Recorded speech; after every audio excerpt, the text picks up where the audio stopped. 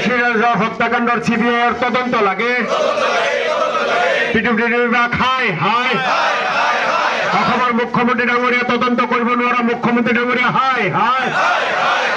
BJP চৰকাৰ হাই হাই BJP চৰকাৰ হাই হাই ইয়াৰ লগত যিসকল জড়িত হৈ আছে প্ৰতিজনক চিনাক্ত কৰিব লাগে প্ৰতিজনক গ্ৰেপ্তাৰ কৰিব লাগে আৰু আত্মহত্যাৰ লগত যিসকল জড়িত আমাৰ দেশৰ আইনে যি শাস্তি দিব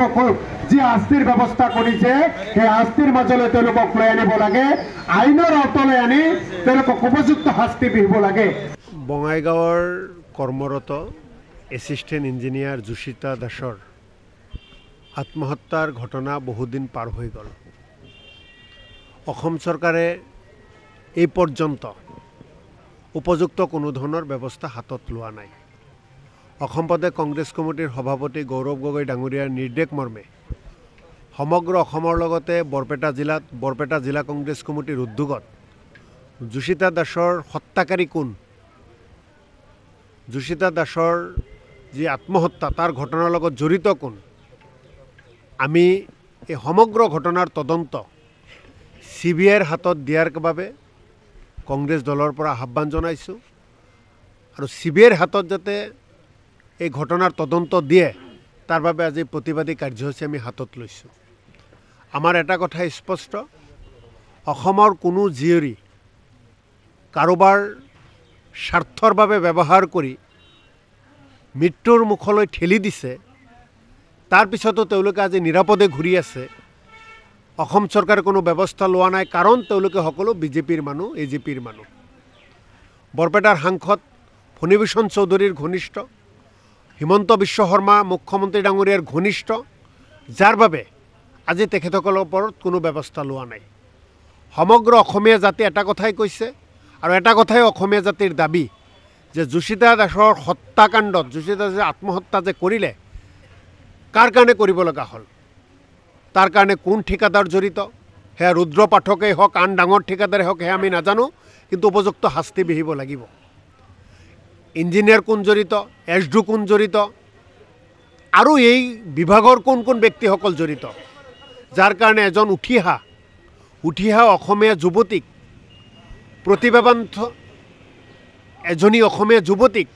বেয়া কাম কৰাবলৈ বাধ্য কৰাবলৈ কোনে কোনে হেঁচা দিছিল এই কথাবিলাক আজি অসম চৰকাৰে কিন্তু তেওঁলোকে কোনো কথা স্পষ্ট কৰিব পৰা নাই মাথো তদন্ত হ'ব বুলি কৈ মুখ্যমন্ত্ৰী ডাঙৰীয়াই সামৰি থৈছে গোটেই বিষয় গতিকে আমি অসম চৰকাৰৰ ওপৰত আমাৰ বিশ্বাস নাই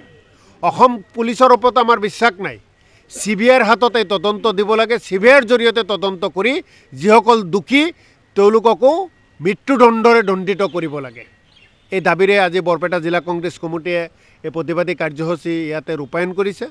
আৰু মই এই প্ৰতিবাদত অংশগ্ৰহণ কৰিছোঁ আমাৰ কথা একেবাৰে স্পষ্ট যে বিজেপি হ'লেই বাচি যাব